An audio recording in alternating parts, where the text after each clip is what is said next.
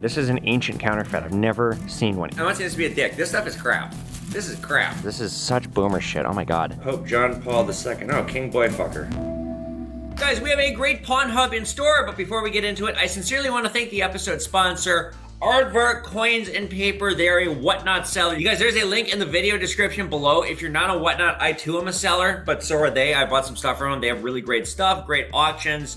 Check them out on Whatnot, and if you don't have Whatnot, download the app using their code, and you get $15 to spend anywhere. You can spend it on them. You can spend it on me, any Whatnot seller that coupon applies to. So check out Aardvark Coins and Paper on Whatnot. Again, thank you guys for sponsoring us. We really appreciate it. And with that, let's get into a great pawn hub. All right, we got a whole mess of 10th ounces coming in. Oh, it's right here in a roll. Cool. Mm-hmm. That's the thing with gold. It's expensive and small, and you look at it, you're like, really? All that money in here? Look at that. It's a whole roll. So you got 50? Mm-hmm. Let's double count if you don't mind. No. Yep, 50. Okay. So we were at 220 times 50, so it's 11,000 cash and check, okay? Do you want all on a check?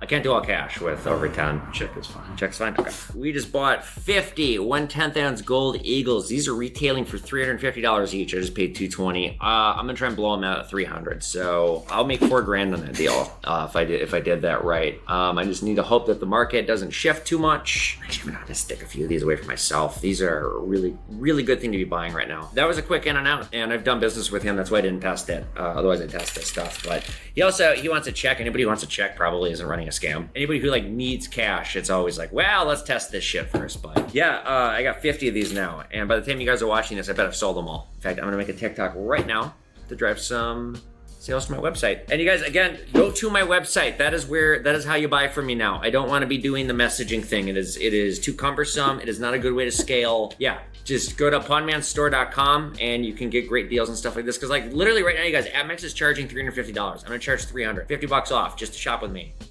All right, what are we taking a look at today? So like I said, I got some.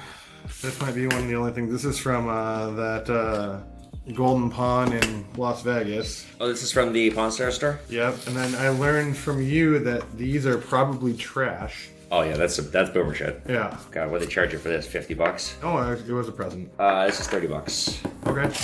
Legacy of the Holy Leader, Pope John Paul II. Oh, King Boy Fucker. That's it. I love making fun of the Pope. Because he's a pedophile. $30. Yep. And then this is boomer shit, right? Yep. Let me see. The question is, did a mint make it or not? I have no idea. Yeah, the Royal Canadian Mint made this. So this is actually not boomer shit. This is not an expensive set. I've seen one of these before. This one's sterling, this one's copper.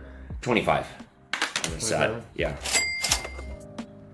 Okay, the steel cents aren't shit. The wheats aren't shit unless you got a key date. These are $1 each. I do have the uncirculated quote, not uncirculated, the set of those steel pennies. Are they graded? No, they're not. You just passed them. They're right there. Oh, I see. The problem is because they are uncirculated. But because they are on these PVCs, they might have, how long have they been in here? You don't know? If they've been in here more than a few years, they have damage. You got PVC residue on them. They can't clean that off. It'd be at $160 for the book. I'll probably just keep it. Yeah. It's mostly metal value. All right, so then right here, I'll call it $100. $100? For this pile here, yeah. Yeah, sounds good. Cool. As far as that deal goes, because he's a follower, I kicked it up a little bit. This 21 piece dollar, I think has been cleaned. This is $45. This deal is $30. This World War II thing, I've sold one before. They're supposed to go for 50. I'll get 30. So 75. I'll probably get 50 on this Pope coin, maybe a little bit more. There's not that many of them out there. So all in all, I'll make like $20 on that deal. But content, nice guy. He'll come back. He'll give me a review. Huzzah. I got something really cool right here. This is not a Roman coin. This is well, it is, but it's not an authentic one. This is an ancient counterfeit. I've never seen one. Ancient cast counterfeit from 218 to 222 AD, somewhere in there. And I've never seen an ancient counterfeit, and I was unaware about the practice. Turns out it was actually pretty common. So why would somebody counterfeit back in the day? Well, actually, believe it or not a whole lot has changed in counterfeiting, despite 2,000 years going by. Number one, because people are greedy and they want to take nothing and turn it into something. That's what counterfeiting is. It's alchemy that's real, shall we say. But a bigger reason, a more prevalent reason, and a reason, again, why we see it today, because we talk about counterfeiting all the time here. Why does North Korea make super Benjamins? $100 bills that are so well made, fake ones, that even people from the Treasury Department can't pick them out because it's a political weapon, because it's an economic weapon, because they don't like us and we're at war with them. And economic warfare is as old as warfare itself. This was a great form of economic warfare. Example again, see the female riding deer note that we've talked about many times on here. So how would they go about making an ancient counterfeit? Well, what they would do is they'd take a base metal coin like copper or bronze and they would layer gold or silver over it to make the actual coin metal look proper. Now, they wouldn't even use the same purity. Oftentimes, they'd use a much lower purity than what the real coins were. They would make a mold, and they'd make a mold either from clay or wax. They'd take a real version of the coin, impress it in, create the mold, and then they would go about mass producing it. Alternatively, they could also make genuine coins with metal dies, and they could just engrave and cast them themselves, carve them to make them look real. Now, how do you go about detecting a coin back then if it's, it can be hard now, especially when you don't have scales? Well, therein lies the problem. It's actually, way easier to get away with counterfeiting back then. Well, they'd use something known as a touchstone. It's very similar to what I use now, the granite block. Simply make a mark on the touchstone and look at the color coming off from the mark you made. That alone can tell you the purity, can tell you if the coin is genuine or not. Now, what would happen if you were caught? It was every bit as serious back then as it is now, because this was a big deal. This could cause a lot of destabilization. They would punish you with death in most cases. Being put to death, that would be shitty, but boy, they would really get creative back then, so I would not want to get caught. And counterfeiting was not exclusive to ancient Rome. In fact, it was pervasive throughout the entire ancient world, everywhere from China all the way over to Europe. So just one example of many. This is cool though, I've never seen anything like this. And I did sell this piece, so off it goes. Hopefully I can find another one in my career. I'd like to keep the next one I find. He's a creepy old man in a windowless van. Who wants to babysit the con artist can? Evan, how are you?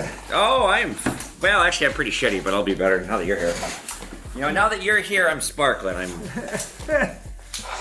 happy and gay.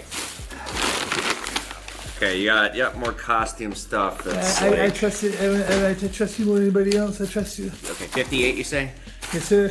Okay, I'm gonna just trust you that it's 58. I can't budge beyond 75 cents because my jewelry person would shoot me. She told me not to. I'm not looking for a lot of money. I'm looking for a buck a piece.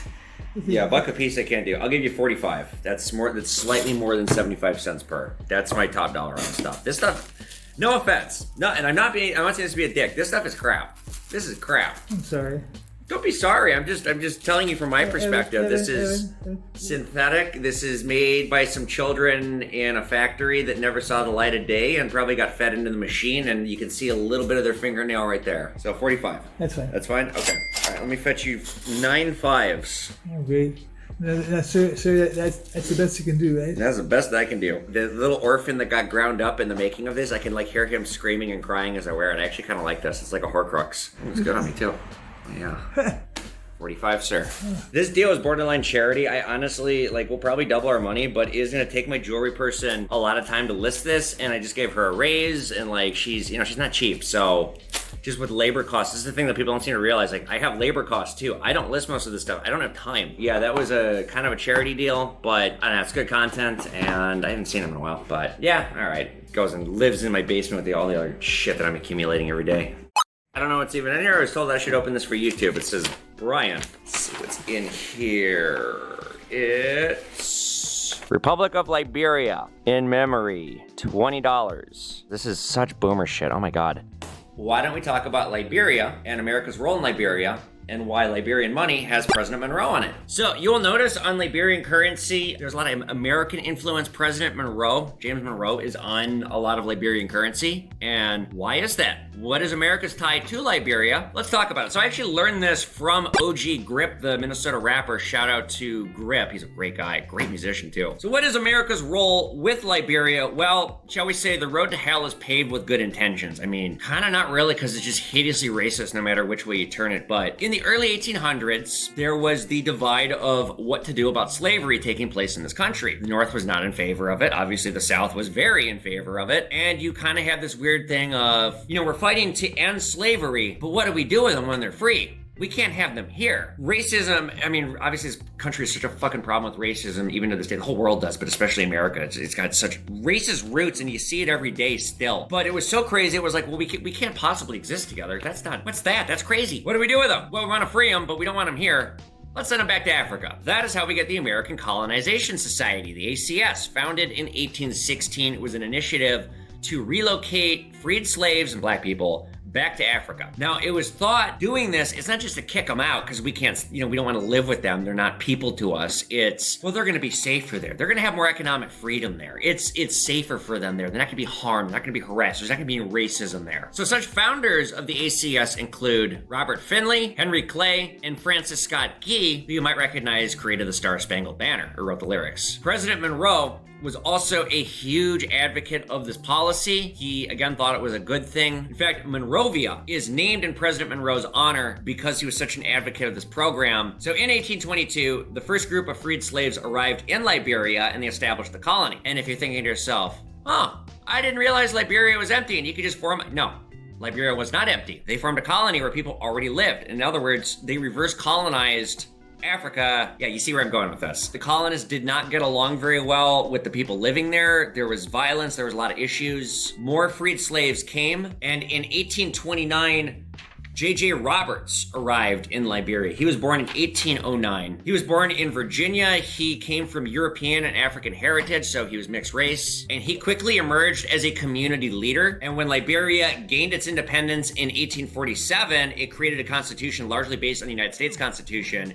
And Roberts was the first president. He served from 1848 to 1856, and again from 1872 to 1876. He strengthened diplomatic ties with the United States, France, and the United Kingdom. He considered the United States a protectorate of Liberia and vice versa. But the ACS did remain controversial throughout, both for racist reasons and for some abolitionists didn't like it. They thought the focus should be not evacuating slaves from the United States, it should be just ending slavery, integrating races. The ACS and this initiative ceased in 1867 after the Civil War, and America's interest in ties with Liberia fizzled away after that. The 1900s became a very tough place for Liberia. I mean, it's never been easy. Civil war, violence, famine, all kinds of really horrible issues plague Liberia, and unfortunately do to this day. To name a few, in the Cold War, the US supported Liberian presidents William Tubman and his successor, William Tolbert. These were authoritarian figures that didn't know the word human rights with a gun to their head. Oh, that's a bad analogy.